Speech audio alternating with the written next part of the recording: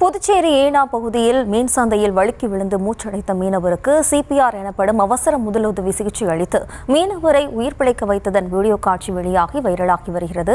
இந்த சம்பவம் குறித்த கூடுதல் விவரங்களோடு இணைகிறார் நமது செய்தியாளர் கிருஷ்ணா. வணக்கம் கிருஷ்ணா, விவரம்.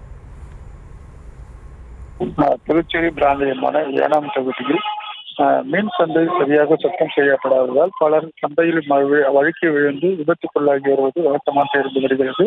பலமுறை புகார் அளித்தும் அதிகாரிகள் கவனம் செலுத்தவில்லை. இன்று காலை 11 மணி அளவில் ஒருவர் சந்தையில் வழுக்கி விழுந்தார்.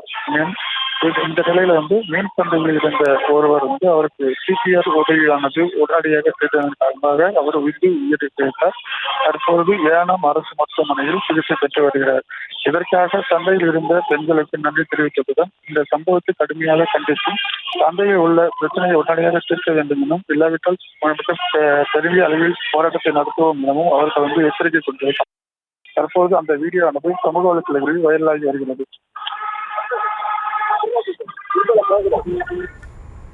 விவரங்களுக்கு நன்றி கிருஷ்ணா.